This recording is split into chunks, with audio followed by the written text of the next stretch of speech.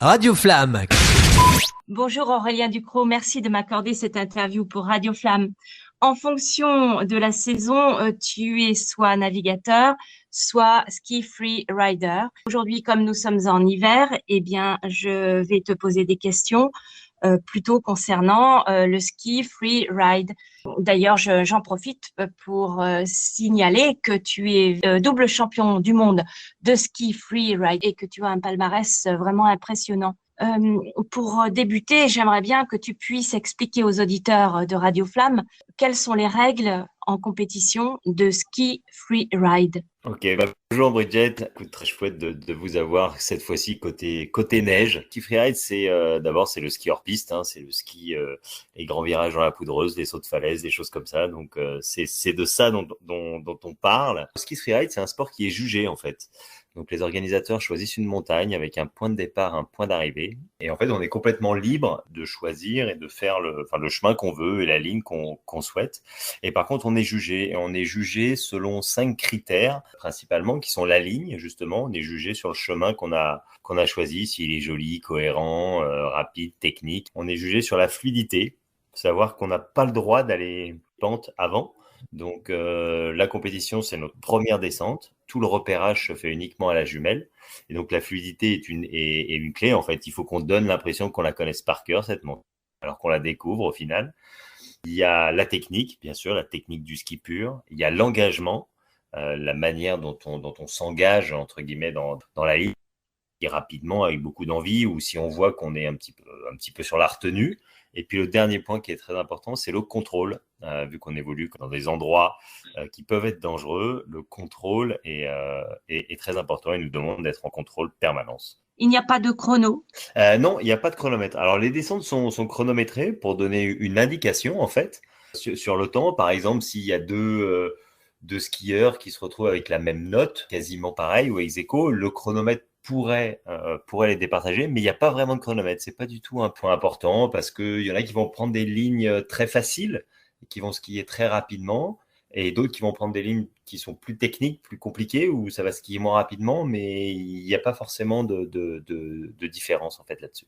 Après, celui qui va skier la ligne très compliquée très rapidement, il a des chances d'être devant forcément.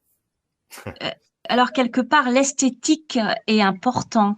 Qui est très important, de la manière dont on va être capable de lire et de comprendre un peu la montagne, la trace qu'on va y laisser d'une certaine manière, elle est très importante et elle est jugée au final cette trace. Donc oui, l'esthétique est importante. C'est vrai qu'on a la chance d'évoluer pour le coup en pleine nature, en plein milieu des montagnes, et donc ça donne souvent des très très belles images, souvent aussi très impressionnantes, mais surtout très belles. Ce sont des endroits qui sont vierges, il n'y a pas de remontée mécanique.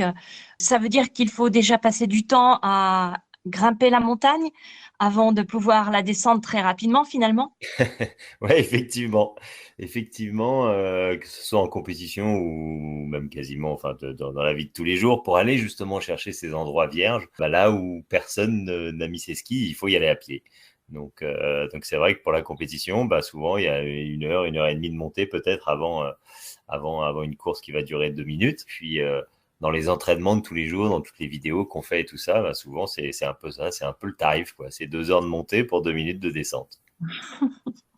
C'est un peu comme le prêt et le portant en bateau. Souvent, on fait beaucoup de prêts avant de profiter un petit peu du portant.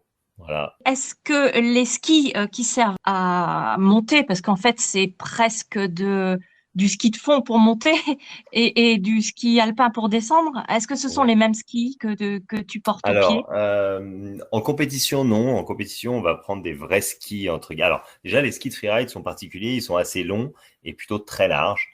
Donc, ils font quasiment 11 cm sous les pieds, plus ou moins entre 10 et 12 cm suivant les skieurs. Il y en a peut-être qui en ont un peu plus, mais voilà, c'est des skis qui sont très larges, très longs, environ 1,90 m et en moyenne. Et après, la fixation en elle-même, elle va être différente. Si demain, je vais aller filmer, ainsi de suite, et que j'ai des très longues approches, je vais pouvoir prendre des skis de randonnée avec des fixations de randonnée.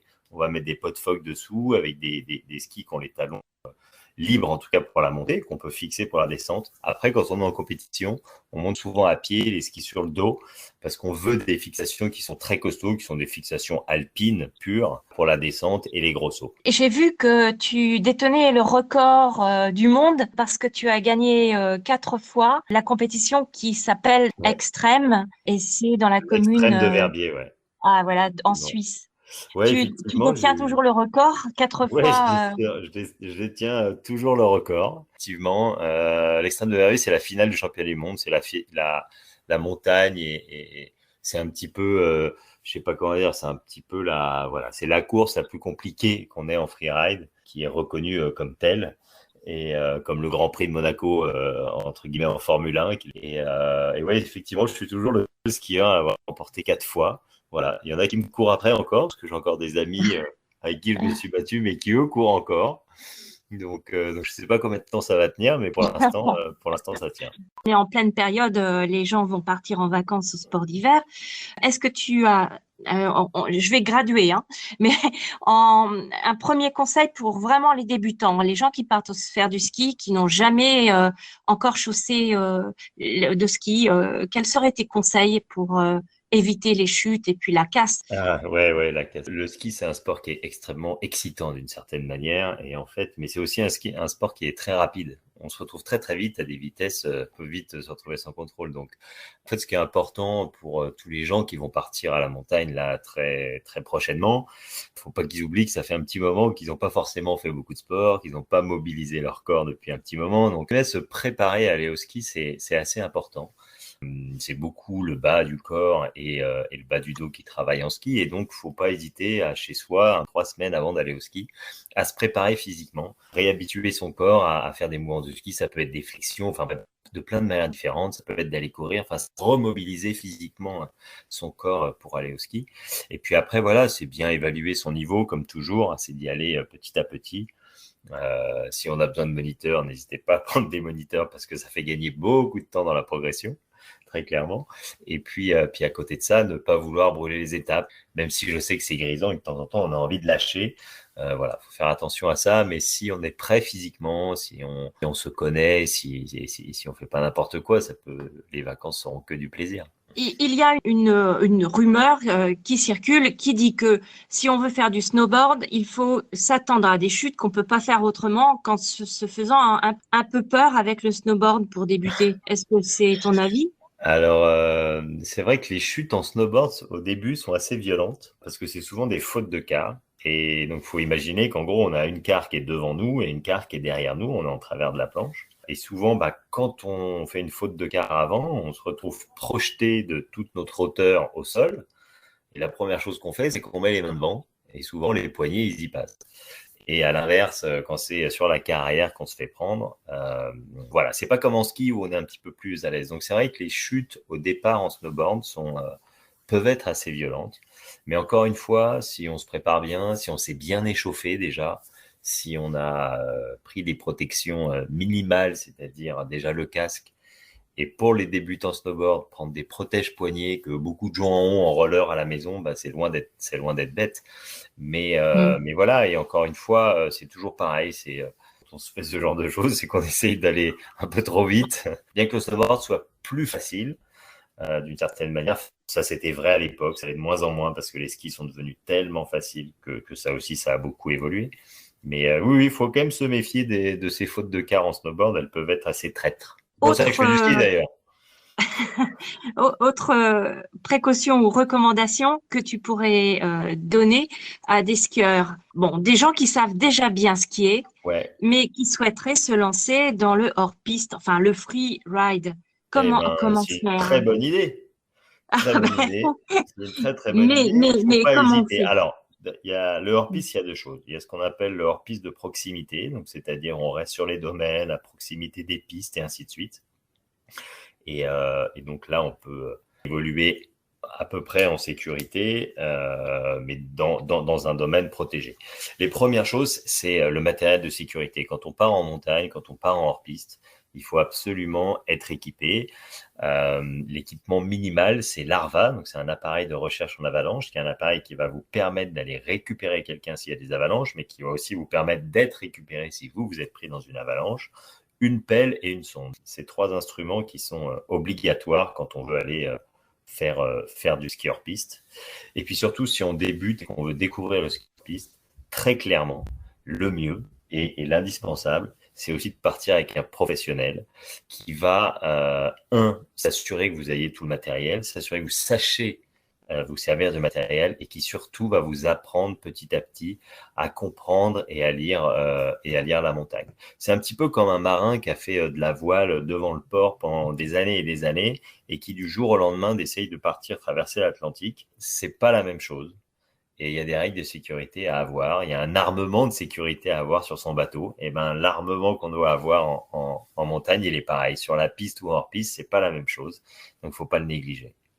Bien, merci pour eux. J'espère qu'ils vont Non, mais voilà. Après, en respecter les fait, c'est sécurités. toujours pareil. Quand on part au large en mer et quand notre bateau il est prêt, il est équipé, qu'on a tout le matériel, globalement, ça se passe très bien. Et c'est exactement la même chose en montagne. Quand on part en montagne, qu'on est bien équipé avec les bonnes personnes, ça se passe très bien. En revanche, si on part à l'arrache, il y a de fortes chances sans connaissance, avec le mauvais matériel, il y a de fortes chances pour que ça se passe pas bien du tout. Des milieux naturels et qui sont quand même un peu plus puissants que nous. Aurélien Ducrot, j'ai envie aussi de connaître ton actualité. Que fais-tu en ce moment? Quels sont tes projets dans les mois à Moi, je venir? fais du freeride. Non, je suis à Tu Chamonix. profites au maximum alors. Je suis à la maison, donc moi je passe mes hivers à la montagne, hein, toujours. Faire des belles vidéos, de faire des belles images, de développer du matériel aussi. J'ai lancé une marque de ski qui s'appelle Matski, qui vient de sortir cette année. Donc je m'occupe de ça et en parallèle, je suis en train de travailler aussi sur mon bateau parce que mon bateau sera remis à l'eau.